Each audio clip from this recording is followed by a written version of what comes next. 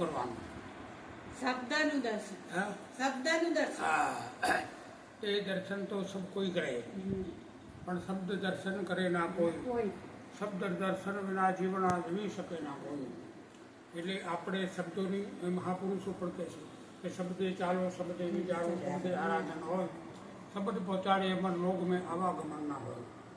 આપણે 4 પ્રકારમાં એક ગુરુ શબ્દ ગુરુ છે એના, ખરા. અને 4 પ્રકારમાં શબ્દ ગુરુ જે છે ને એ શબ્દો તમને આપે અને એ શબ્દથી આપણને જ્ઞાન આપણા જીવનમાં ઉતરે તો આપણું શબ્દથી જ જન્મ મરણ મટી જાય. મોટી વાહ. અને એટલા માટે કીધું કે શબ્દે ચાલો, શબ્દે વિચારો. પછી તમે જે કંઈ કરો, કાર્ય જે કરો એ પણ શબ્દના આધારે જ ચાલે છે. આપણે એને થોડું જ્ઞાન માર્ગની અંદર ફેરવી અને એને વચનનું સ્વરૂપ આપે. વચન.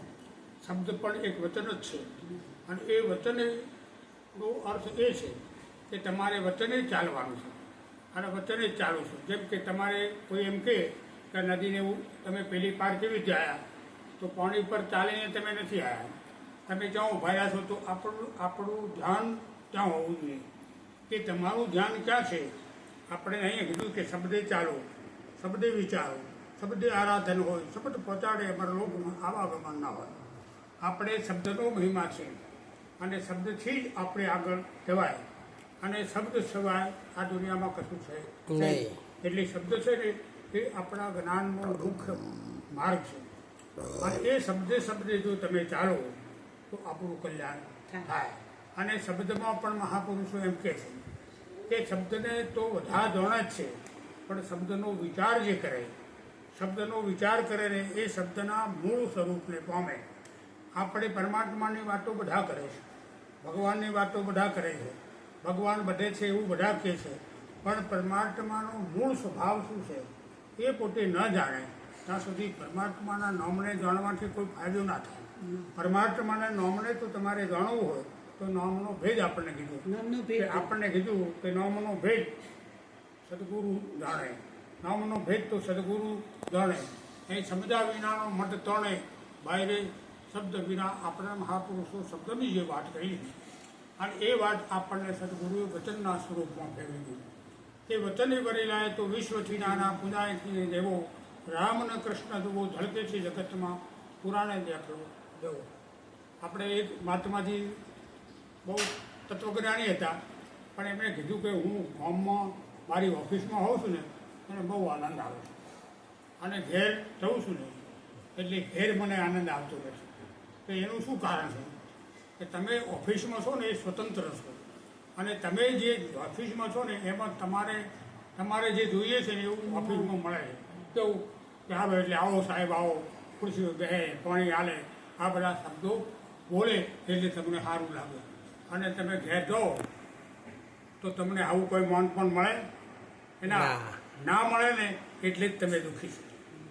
અને એટલા માટે તમારે ઘરમાં આવ્યા પછી પણ તમારે એક વાત એ સમજવાની કે આ ઘર છે, સંસાર છે ને એમાં કદી સુખ નથી, પણ સંસારમાં જો સમજણ એવી હોય તો સુખ છે. તે આવ્યા ને અને બેઠા અને તમે પાણી આપો તો ખુશ રહે. પછી એમ કહે કે હું આપણે આ પડદાનો કાપડ લાવીશું તો તમે જો ખોળ કાઢો તો નકરું દુઃખ છે, પણ તમે એ જોઈ અને એમ કહો કે વાહ વાહ બહુ સરસ છે, કલર બી સરસ છે. એ તમને પૂછે આ કલર કેવો છે તો તમે એને ભક્તિ એને અનુરૂપ જો વાત કરો ને તો ઘરમાં સુખ છે. આપણે પણ ઘરમાં સુખ મેળવવું હોય તો બધું એ પ્રમાણે જો આપણું જીવન ચાલે તો ઘર પણ ઓફિસ કરતાં પણ સારું છે. એટલે મહાપુરુષો તમે કહે છે કે જીવનમાં સુખી થવા માટેની ચાવીઓ કોઈ બીજાની પાસે નથી, આપણી પાસે છે. આપણી સમજણમાં એવી વાત છે અને એ સમજણ તમારા દરેક વસ્તુમાં, દરેક વ્યક્તિમાં, દરેક ઘરમાં અને દરેક વ્યક્તિ પાસે તમારે વિવેકથી જો વાત કરો તો મહાપુરુષો કહે છે કે વૈકુંઠ બીજે ક્યાંય નથી પણ વિવેકમાં જ વૈકુંઠ છે. વાહ વાહ વાહ. અને જો એવું વિવેક અહીં મહાપુરુષો તમામ કહ્યું છે કે વિવેકમાં જે સુખ છે, વૈકુંઠ છે, એ તમારા વિવેકમાં દરેક વસ્તુ સમજણમાં આવે અને એ સમજણ પ્રમાણે જેવો વ્યક્તિ હોય. આપણે મહેમાન આવે તો આપણે જય ગુરુ મહારાજ કહીએ તો એને ખબર નહીં જય ગુરુ મહારાજની, આપણે એને આવો રામ રામ કહીએ ને સારું લાગે. આપણે એવો જેવો વ્યક્તિ હોય એવું અને જે વ્યક્તિ છે ને એને તમે આવો ના કહેવાય, આવો કે આપણે એને જય ગુરુ મહારાજ. જય ગુરુ. એ જેવો વ્યક્તિ છે જેમ કે અમૃત છે ને એ એક જેમ સ્વાતિનું બૂંદ શરદ પૂનમના દાડે સ્વાતિનું બૂંદ પડે છે તો દરિયામાં સમુદ્રમાં જો પડે તો એ શીપમાં પડે તો એ શીપે બૂંદો લઈ અને સીધું તળિયે જતી રહે તો એમાં મોતી પાકે, અને હાપના મોઢામાં પડે તો ઝેર પડે. હકીકતમાં વસ્તુ એક છે પણ પાત્ર અલગ અલગ છે, અને જેવું પાત્ર છે ને એવું વસ્તુ પ્રગટ થાય. હવે અહીંયા મહાપુરુષો શું કહે છે કે કોઈ પણ વ્યક્તિ એક ભાઈએ પૂછ્યું કે મહારાજ અમારે આ પાત્રતા છે એટલે શું છે? કે પાત્રતાના મતલબ એ કે આ જગતમાં બધા મનુષ્ય જ છે, પણ જે મનુષ્યને આ જ્ઞાન પ્રાપ્ત કરવું હોય અને એ જ્ઞાન મેળવવું હોય તો એને પાત્રતા પ્રાપ્ત કરવી પડે, અને એ પ્રાપ્ત કરે તો એ અમૃત વસ્તુ છે ને એ અમર એને કરે. અને અમૃત આપ્યું છે પણ અમર ના થાય તો પાત્ર વગરની વસ્તુ તમને આપવામાં આવે, પાત્રતા તમારી ના હોય અને ઉત્તમ વસ્તુ તમને આપવામાં આવે તો એ પાત્રમાં આપેલી વસ્તુ છે ને એ વણસી જાય. પણ એ વસ્તુ એ મૂળ વસ્તુ છે પણ છતાં એનું અમૃત મળ્યું પણ અમર થયું નહીં, પીવાની યુક્તિ ના જાણી તો ઘટમાં ઉતર્યું નહીં તો પીવામાં આવ્યું પાણી.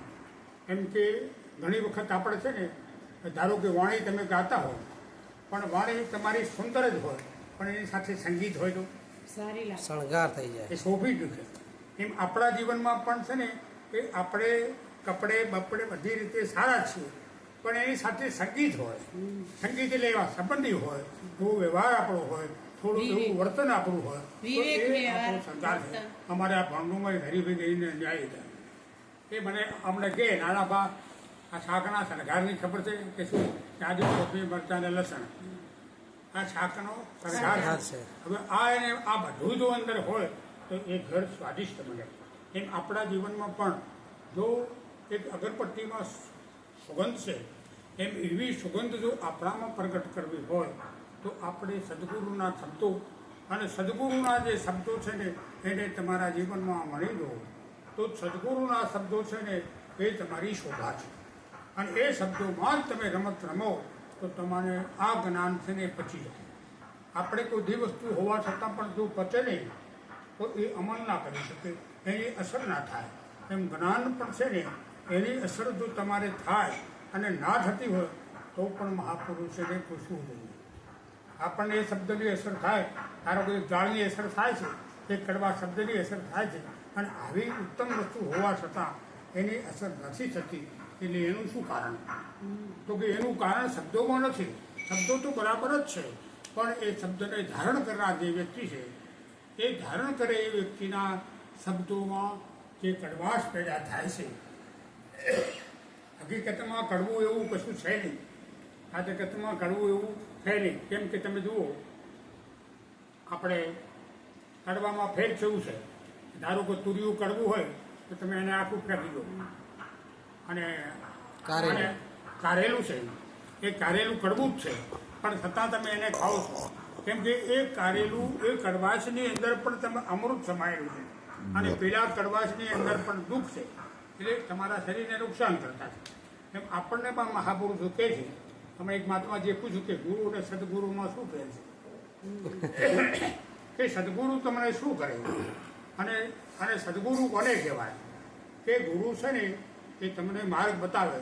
જેમ કે શુક્રાચાર્ય છે ને એ દાનવોના ગુરુ હતા પણ એ માર્ગો અનિતિ તરફ લઈ જવાવાળા માર્ગ હતા, અને સદગુરુ છે ને નીતિ તરફ માર્ગ તરફ લઈ જાય, અને નીતિના માર્ગમાં જો ચાલે, સિદ્ધાંતિક માર્ગમાં ચાલે તો એનું જન્મ મરણ તો મટી જાય પણ એના જીવનમાં સુખરૂપ કાયમ માટે થાય. ગુરુ તમને અજવાળામાં લઈ જાય સદગુરુ, અને પેલો તમને અંધારામાં અનેક પ્રકારના કર્મોમાં આમ કરો આમ કરો. હા, સદગુરુ હોય ને છોડાવે. હા, અને એ છોડાવે એ સદગુરુ, અને બંધનમાં નાખે એ ગુરુ.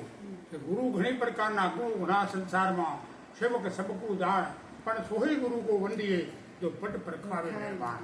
જે તમારા પદની પ્રાપ્તિ કરાવે, જે તમને સાચી વસ્તુની ઓળખાણ કરાવે એ વસ્તુ તમારે એ સાચા સદગુરુનો માર્ગ છે. અને એ સદગુરુનો જે માર્ગ છે ને એ ઉપાધિથી રહિત છે. અને ગુરુનો માર્ગ છે ને એ ઉપાધિવાળો. એ કરવાનું કોંક ને કોંક એટલું બધી પ્રકારની ઉપાધિઓ ઊભી કરે છે. કરવાનું જ કેમ અને એવું પ્રલોભન આપે કે તમે ઓમ કરશો ને તમને આ ફાયદો થશે, તમે ઓમ કરશો ને આ થશે, ભગવાન હનુમાનજીને આ પેડા ચડાવશે તો ઓમ થાય. એવી પ્રકારની કર્મો તમને ઊભા કરે જ્યારે આપણને કર્મની મુક્તિ અપાવે.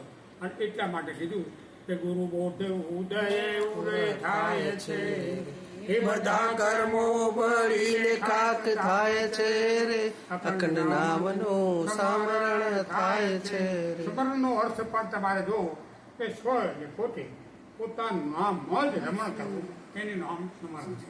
વાહ. સ્મરણ છે ને એ તમારી એક પ્રકારની યાદી છે. તમારે ગોખવવાનું નથી, કશું બોલવાનું નથી, કેમ કે આ વિષય આખો છે ને અનુભવનો છે. અનુભવના વિષયમાં તમારે બોલવાનું કશું આવતું નથી, કહેવાનું કશું આવતું નથી. આપણે ધારો કોઈ એમ કે ગોળ કેવો છે, ગળ્યું. ગળ્યો. ગળ્યો એટલે કેવો, આનું કઈ ના શકે. પછી મધ જેવો કે હા, કદાચ ગળ્યો કે ગળ્યો મધ. મધ જેવો. તો મધ કેવું છે તો ત્યાં તમારી વાણી વિરામ પામી જાય. અને આપણને પણ એ છે કે જ્યાં સુધી આપણું મન વિરામ ના પામી જાય અને વિરામ પામે ને એ જ આત્મજ્ઞાનની પ્રાપ્તિ. તે તમામ વૃત્તિઓમાંથી મુક્તિ પામે અને મુક્ત થાવ. અને એવું જ્ઞાન જેને થાય એ મુક્ત પુરુષ છે ને એને જ શાંતિ થાય. હમણાં ભજન મેં ગાયું મન ભમરડા ક્યાં ભમે છે હે? એટલે એ બના નિરાજ મહારાજ પેલા આપણે નિરાજ મહારાજ સેવક છે કાનદાસ મહારાજ કાનદાસ મહારાજ. કે આ મનને ભમરડાનું રૂપ આપ્યું છે કે આ મન જ્યાં સુધી સ્થિર ના થાય અને એ સ્થિર થાય એનો પુરાવો છે. કેમ કે ભમરો છે ને એ બગીચામાં ફરતો હોય ત્યારે એના પાંખોનું ગુંજન થતું અને એક ભમરો ગુંજન કરવાનું બંધ કરે અને એ ગુંજન એનું ના સંભળાય તો સમજવાનું કે આ ફૂલ ઉપર બેસી ગયું. આ એક નગરમાં એક મહાત્માજી આવ્યા અને 2 ફૂલ લઈને આવ્યા અને ફૂલમાં કીધું કે આમાં સાચું ફૂલ કયું છે અને ખોટું કયું છે એનું પ્રમાણ સહિત તમારે કહેવાનું. એટલે એને કીધું કે પેલી બારી ખોલી લો. એટલે એ બારી ખોલી દીધી એટલે એમાંથી એક ભમરો આવ્યો. ભમરો આવ્યો ને પેલા ફૂલ ઉપર બેઠો.